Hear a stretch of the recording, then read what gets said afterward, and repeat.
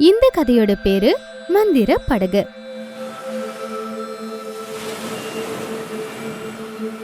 கடலுக்கு பக்கத்துல தானு அப்புறம் கலாரி அப்படிங்கிற 2 மீனவர்கள் வாழ்ந்துகிட்டு இருந்தாங்க.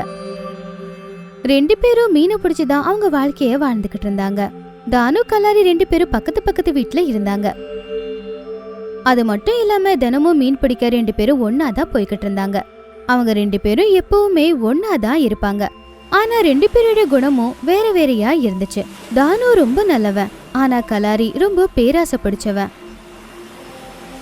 அவன் எப்பவும் கடல்ல ரொம்ப தூரம் வரைக்கும் போயிட்டு வருவான், ஏன்னா அப்பதான் பெரிய பெரிய மீனை பிடிக்க முடியும்னு. ஆனா தானுவுக்கு என்ன கிடைச்சாலும் அதை வச்சு சந்தோஷமா இருந்தான். தானு கலாரி 2 பேர் மாதிரி அந்த ஊர் ஜனங்க எல்லாரும் கடலை நம்பிதான் வாழ்ந்துகிட்டு இருந்தாங்க. ஆனா திடீர்னு ஒரு நாள் ஒரு பெரிய புயல் வந்துச்சு. அப்போ கடலோரத்துல வாழ்ந்துகிட்டு இருந்த நிறைய பேரோட வாழ்க்கைய அலை அடிச்சுக்கிட்டு போயிடுச்சு.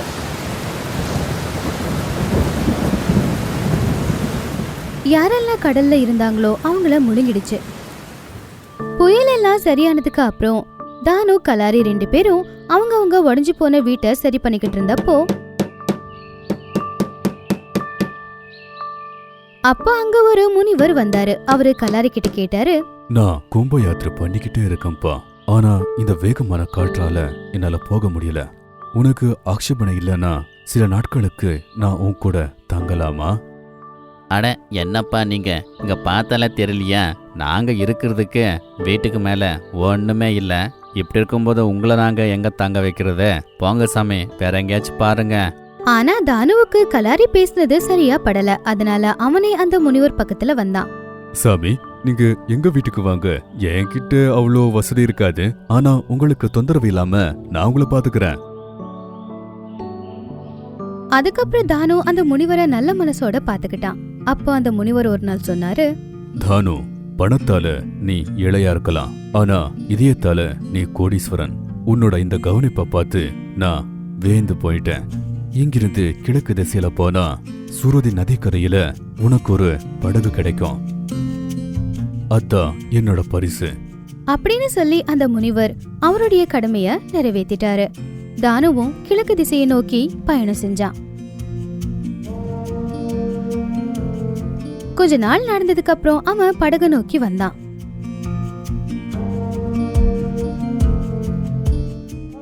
அந்த படகு பக்கத்துல போன உடனே அதுல இருந்து குரல் கேட்டுச்சு, கெட்டதை விட்டுட்டு நல்லதை மட்டும்தான் நான் உங்களுக்கு கொடுப்பேன்.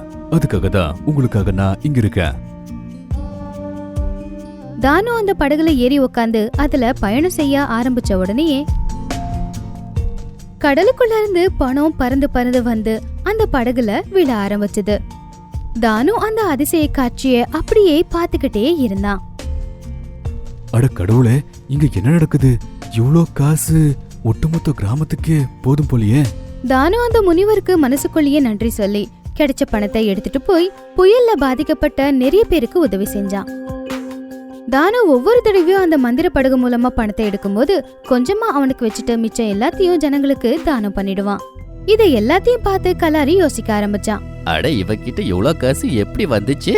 எல்லாருக்குமே இவ தானம் பண்ணிக்கிட்டே இருக்கானே. அது மட்டும் இல்லாம மீன் பிடிக்க கூட வர்றதில்ல. அதுக்கப்புறம் என்ன விஷயம்னு தெரிஞ்சுக்கிறதுக்காக கலாரி தானு பக்கத்துல போனான்.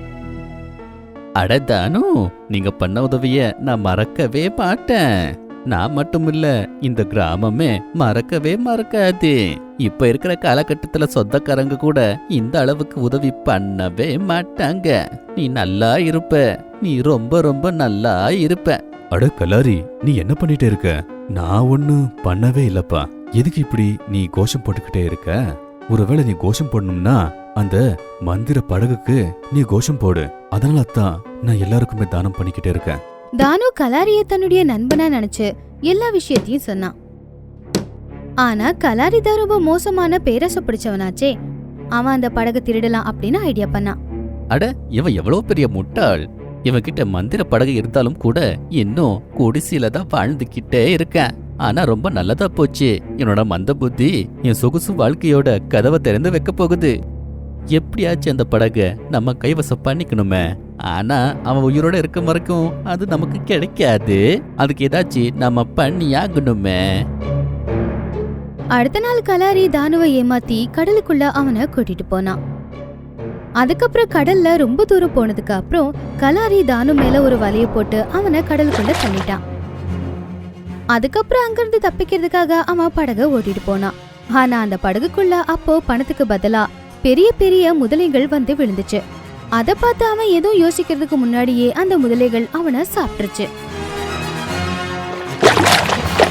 அதுக்கப்புறம் அதுங்க அவனை கொன்னுடுச்சு.